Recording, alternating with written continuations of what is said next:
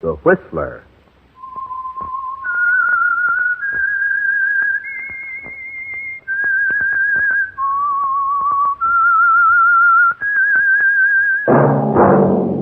That whistle is your signal, the Whistler.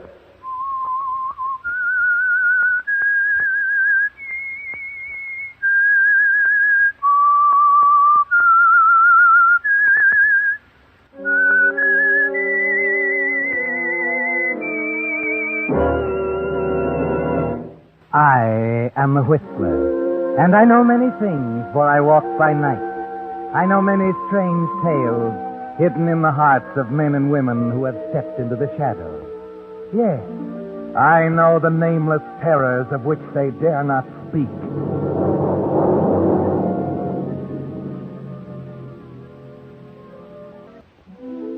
And now the Whistler's strange story. Caesar's wife.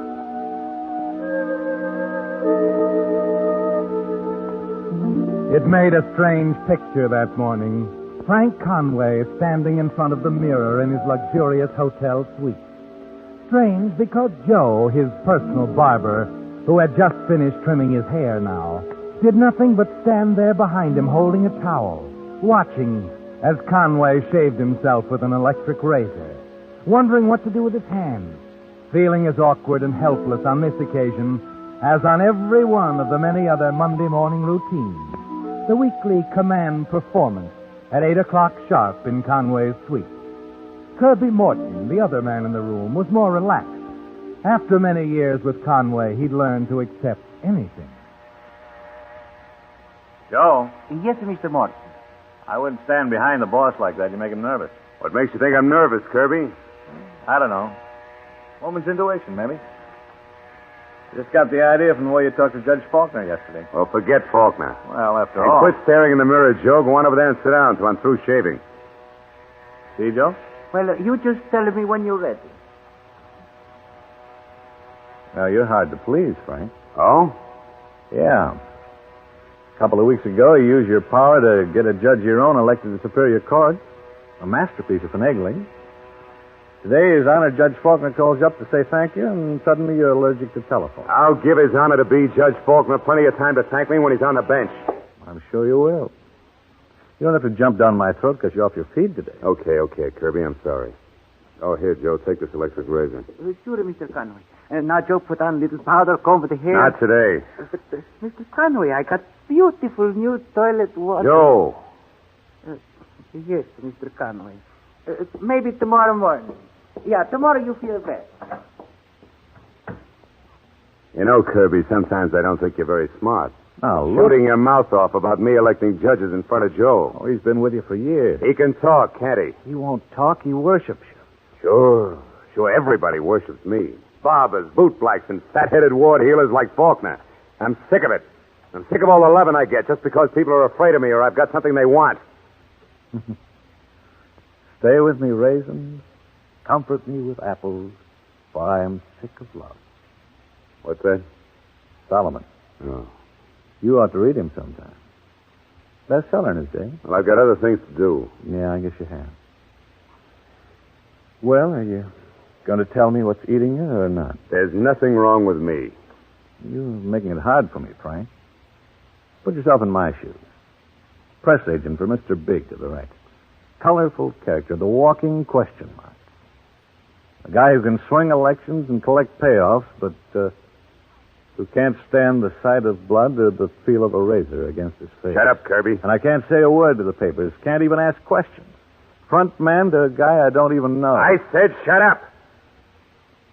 Okay. So I shut up?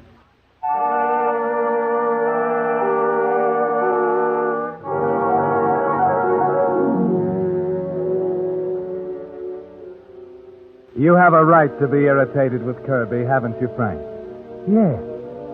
In the years he has served you, he certainly should have learned that your strange fear of sharp objects, of things that cut and scratch, is something no one asks about ever. The big secret, the thing that makes you a walking question mark, belongs to you and only one other man in the world. A few minutes later, as you and Kirby are about to settle down to work, he gets on another subject just as irritating. Yeah, Frank, if I didn't know you better, I'd say you had woman trouble. You got all the symptoms. Maybe you're right, Kirby. You're a little old for that now, aren't you, Frank? Think so? Gloria's a great girl. You wouldn't want a better wife. If you ask me... I didn't ask you. Now, look... Wait a minute. Frank, darling. Gloria, what do you mean by walking in like that? Listen to him, Kirby. You'd never know he had the top floor of this hotel practically sealed off for his private use. Now, just the same, I've told you... Just the same, darling, stop growling. I just dropped by to tell you I had a date for lunch. Oh? That's nice. Anybody I know? Oh, yes, I think so. Mitzi Raymond. You remember her. Used to be in the chorus with me at the Hermosa Club. You don't expect Frank to remember anything that far back, do you, Gloria? Oh, you make me feel like something out of the Floridora Sextet. Present that for me, will you, Frank? Now kiss me. I've got to hurry. Sure. Your face is so smooth, darling. Well, see you later, honey. Wonderful girl. Yeah. What were you saying about... Forget it. I don't want to talk about it now. Come on, let's get this work cleared up. I've got a feeling I'm going to have an important date for lunch.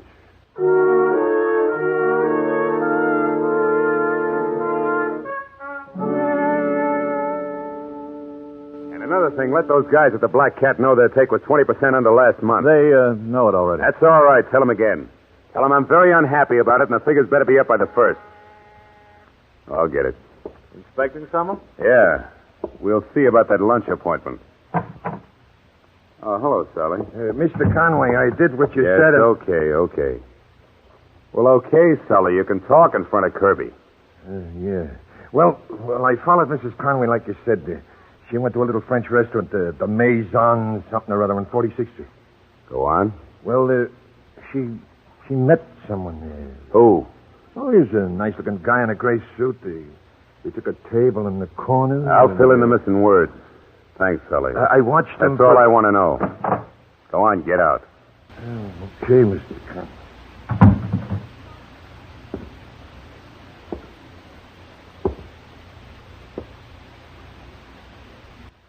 Well, Yeah. what does that mean? That's, Mitzi he was talking about. Used to dance in the line at the Hermosa. I can't believe that Gloria... Kirby, you're a whiz at quotations. You know the one about Caesar's wife? Huh? I ran across it just the other day. Caesar's wife should be above suspicion. What did Caesar do about it, Kirby? He left her. She got off easy, didn't she? Don't go jumping at conclusions. Yeah. Caesar didn't have much pride, Kirby. There's only one thing to do in a case like this. Now, wait a minute, Frank. You got to give her the benefit of the doubt. I've given her enough. I've given her everything. Well, it's about time she gave something to me. Her life? No. Not hers. But you don't know this guy. You aren't sure. I know what the book says. Render unto Caesar the things that are Caesar's. That's all, Kirby. It's as simple as that.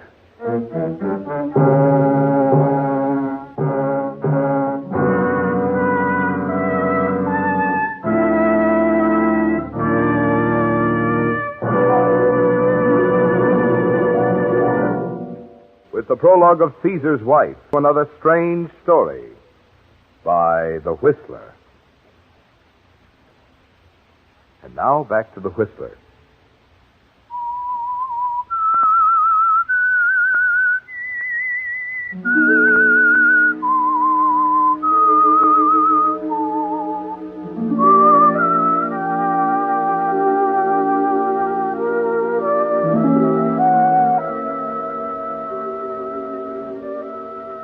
Yes, Frank. Render unto Caesar the things that are Caesar's. And as you ride with Kirby Morton across town to the little French restaurant on 46th Street, the gnawing suspicion inside you has given way to a dull, sure feeling that there's only one solution now. One way to take care of the man who has dared to fall in love with Caesar's wife. Gloria had been so clever about it, so positive that the meetings, the casual hellos in the hotel lobby, the whispered telephone conversations were unnoticed. But Kirby is still right, Frank. You've got to be sure. You've got to see for yourself what's going on. In the restaurant, the two of you stand by the hat check stand, looking back into the cozy little bar in the rear. May I help you, Mrs.? We're just looking around. Try be a nice table near the window. I told you we're just looking around. Pardon me, miss? Well, satisfied, Kirby? Why, I don't know, There Frank. they are. Look at him. He's bringing her a drink from the bar. Your boy was right. He's a good-looking Joe. Yeah. Personality with shoulders and coat lapels to match. Look, Frank, he could be your brother. He's an only child. Oh, too bad. She's laughing. He must have said something funny. Maybe I ought to rustle up a couple of new jokes. Take it easy. Come on. I've seen enough. You got to make sure. Don't worry, Kirby. Before we're through, brother, I'll be sure.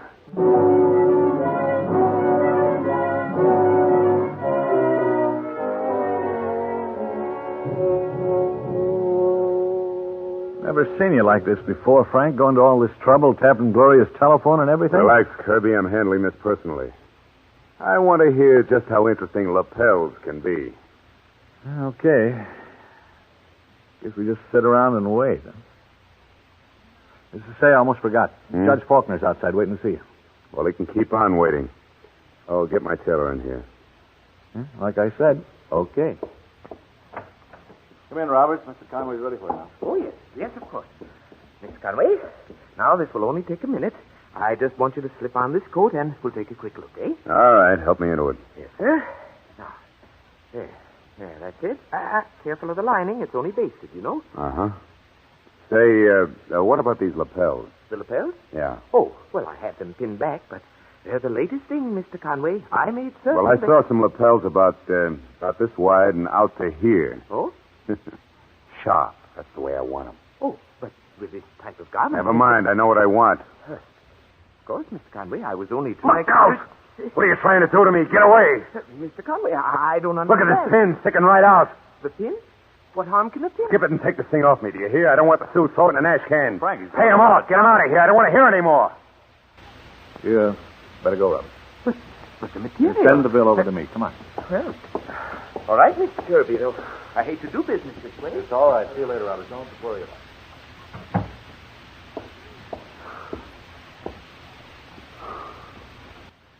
Frank, I don't get it.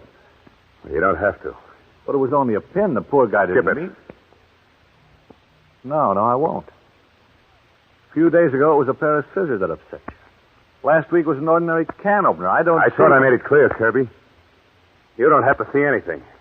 But we're friends. I ought to know you well enough. But you don't. Nobody knows me that well. Now, let's forget it, huh? I've got other things to attend to.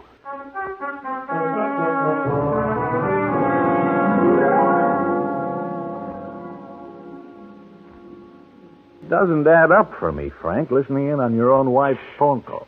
Getting on the phone now. Hello? Hello, Gloria? Hello, Alan. This is it, all right. Alan, I have the money for you. Oh, swell. Look, I don't want you to think I was in a hurry for it. The money isn't important. You know that. I know.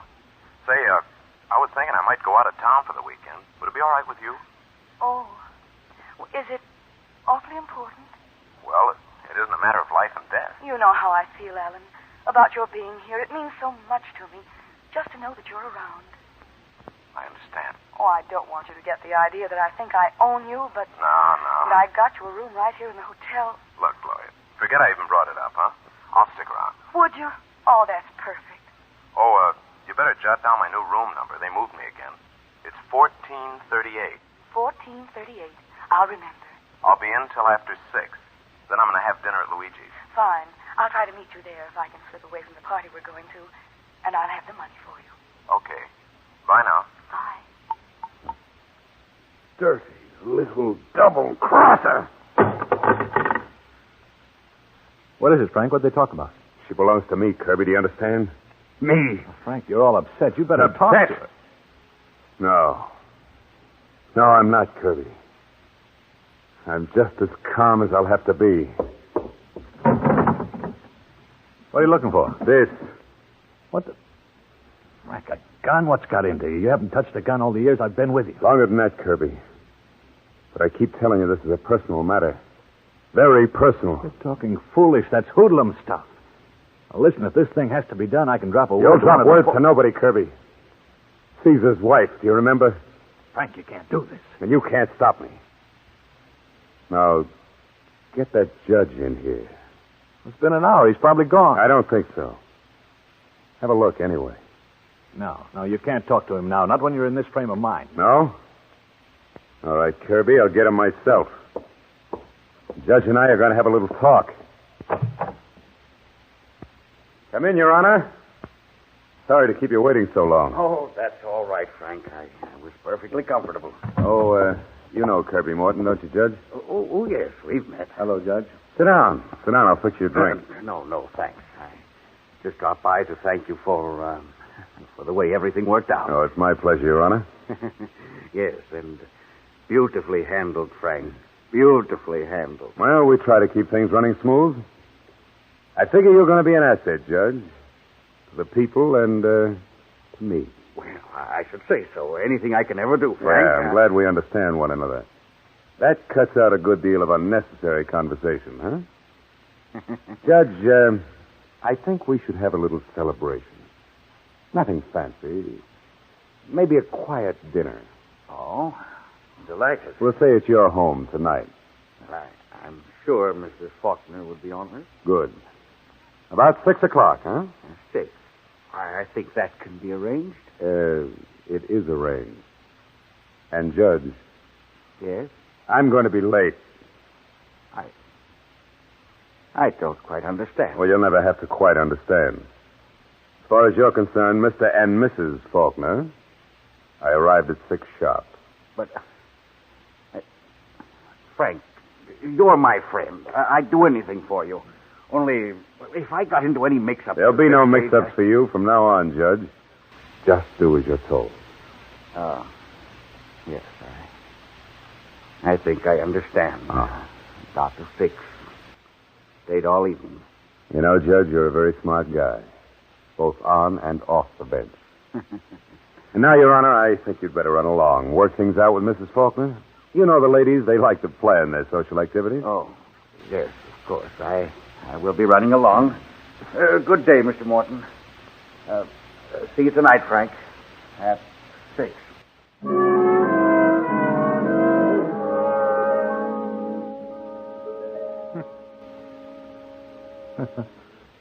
A judge for an alibi. Is that the way it's going to be, Frank? Yes, Kirby, that's exactly the way it's going to be. It's a good thing you found use for him so soon. What do you mean by that? Because it won't take long for the people to find out he's a phony, and after he's thrown out of office, he won't be much use to you. Look, Kirby, if you're trying to stop me... Oh, no, Frank. I know better than that. You've made your decision. Nothing I can say will stop you now.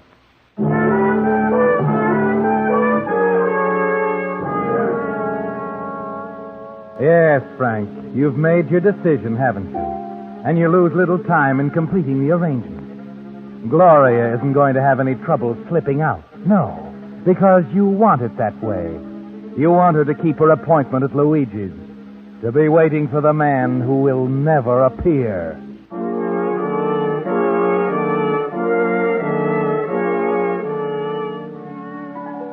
It's almost 6 o'clock before you're alone with Gloria. And it isn't easy to think of the brutal thing you're going to do. Gloria's so beautiful, isn't she, Frank? As she sits at a mirror combing her hair, she seems so devoted, so innocent. You're getting dressed kind of early tonight, aren't you, Gloria? Uh-huh. You don't mind if I spend a little extra time making myself beautiful for you, do you, darling? No. No, I've always wanted you to make yourself beautiful. For me.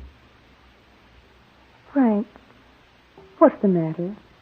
You sound, well, strange. Do I? Yes.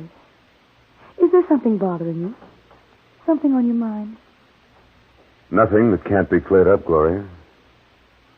I think that after tonight, everything will be all right again.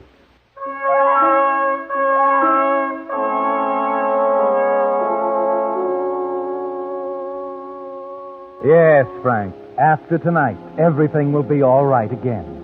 And you'll be careful, because it means so much to both of you, so much to the future. That's what's in your mind. You wait quietly until a little before 6, and then let yourself out of the suite.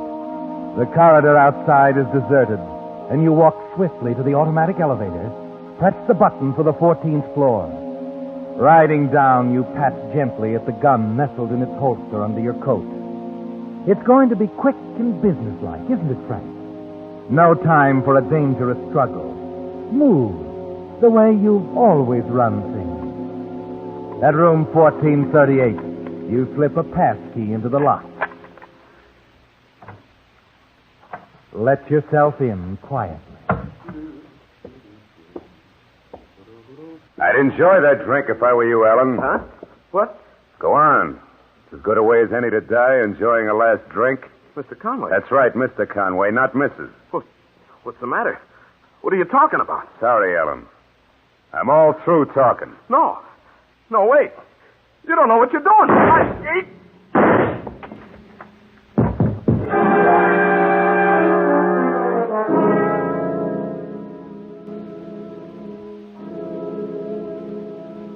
He stumbles and falls forward, a strange look on his face.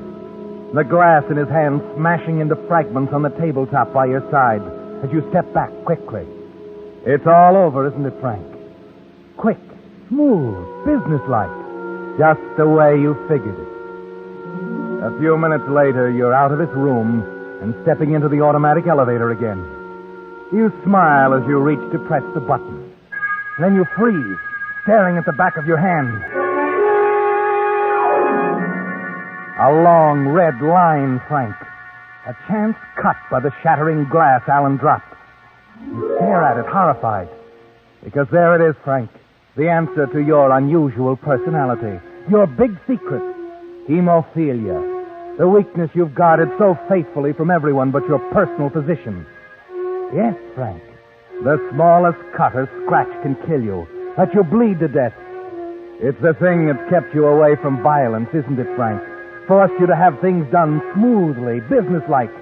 Because a tiny accident like this can cost your life. No, I'll bleed to death. I gotta get help.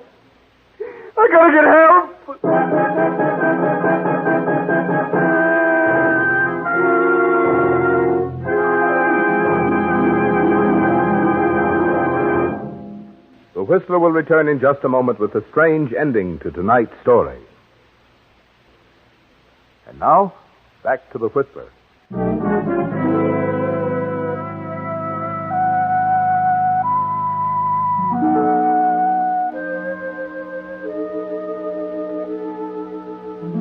So the murder of the young man in the gray suit went off exactly as you planned it, Frank. And he's lying dead now on the floor of room 1438, where you left him. More than that, when the investigation is held, Judge Faulkner himself will be ready to tell the police you were at his home having dinner at the time of the killing. But one little fact, a thing you couldn't have figured on, a thing that would have made no difference to almost anyone but you, has turned it all into a nightmare. Yes, Frank. The man you killed happened to be holding a half-empty drinking glass in his hand when you fired. And the flying piece of glass that cut the back of your hand can be as disastrous, as final as a bullet in the head. An hour later, back in your private suite, you can't understand why Mannheim, your private physician, is so calm. Will you hurry up, Doc? Take it easy, Frank. What do you mean, take it easy? Look, you've got to do something. Listen, Frank, you must try to relax. All we have to do is wait. Wait. Man, you're crazy. Listen, I know what can happen to me. I know about hemophilia. I've been reading about it all my life. But it's not going to happen. You're right, and you don't know how lucky you are. You need more than an ordinary transfusion. You're an unusual type and need a special type of blood. And if we had to find that type in a hurry, we knew we'd never have a chance. We? Gloria and I. Gloria? She doesn't know. She does know, Frank. Because it was such an obsession with you, we never told you. It was she who... Oh, that's what I'm waiting for. Yes, this is Mannheim. What's that? Good Lord. What are you saying? Yes, I know. What's that? Frank, I don't know how to tell you this. Tell me what? The man Gloria had moved into the hotel, the one she hired just to be near you all the time, the one with the right blood type. Hired? Gloria hired a man? Yes. Alan Whitcomb. Oh, no. No! He's dead, Frank. Murdered. They just found him down in his room. Down in 1438.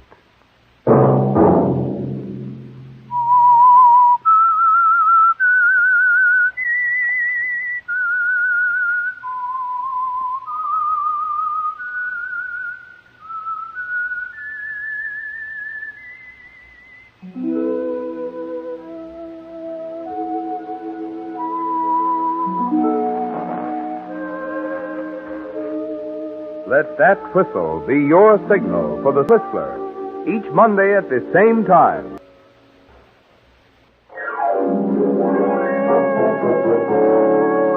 Featured in tonight's story were Gerald Moore and Barbara Luddy, with Willard Waterman. The Whistler was produced by Gordon T. Hughes, with music by Wilbur Hatch, story by David Victor and Herbert Little.